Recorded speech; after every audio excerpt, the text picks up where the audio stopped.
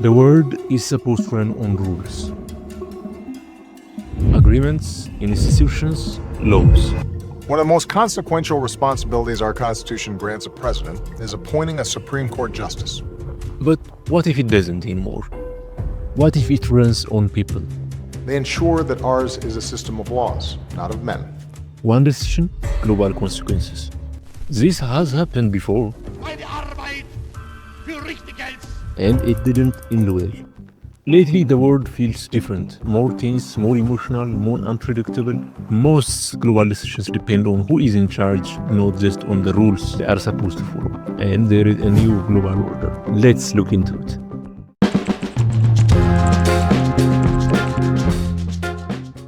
First, let's see how the world used to work. After the Second World War, countries were scared. They had seen what happened when leaders do whatever they want. So they built institutions like United Nations, NATO. They also built alliances, trade rules. The treaty we are signing here today is evidence of the world for freedom and for peace. The idea was simple. Rules should be stronger than the leaders. And for a long time it worked. But then, over time, those rules started to weaken. Some countries felt the system was unfair, others felt it no longer protected them. And as the rules lost respect, leaders gained power. С праздником вас! С Днем Великой Победы! Ура!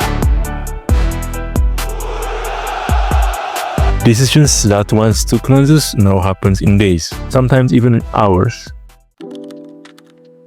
Today, the world reacts to people, to their personalities, fears, and pride. This kind of world has a name. It's called Personalist Global Order. And it's dangerous. Let's take an example here. When Donald Trump became the United States president, almost all big global decisions depend more often on his personal views. He pulled the US out of Iran nuclear deal, not because the deal expired, not because every ally agreed, but because he believed it was a bad deal. He also left the Paris Climate Agreement, again a global deal, undone by one leader's choice. Recently, he also took US out of the World Health Organization. When leaders change, the policy changes. Russia.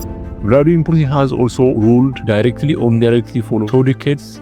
In 2022, the decision to invade Ukraine wasn't voted on by the Russian republics. It wasn't debated openly in parliaments. It came from a small circle centered on one man's view of history, security, and power. Putin believes that Ukraine should not drift away from Russia. That belief reshaped the world.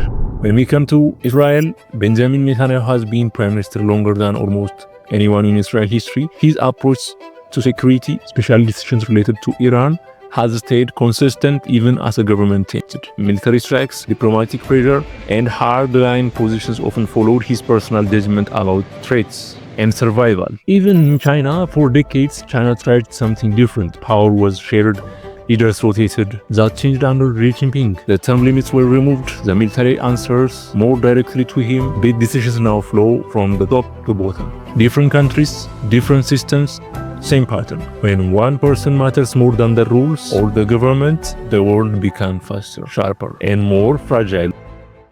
The Age of the Strongman. It has been named Book of the Year by many medias, The Economist, The Times UK. The book was published in 2022 by Gideon Rushman. He was foreign affairs commentator for the Financial Times.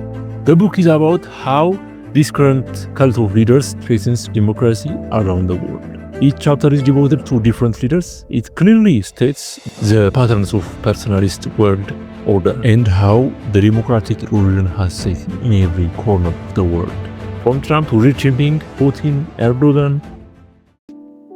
Today is different, but also more dangerous. Leaders now control nuclear weapons, global money, and information that spreads in seconds. When power depends on people, one mistake can move super fast. The simple truth is the world order hasn't disappeared, it changed. Rules matter less, people matter more now. When rules are weak, people decide.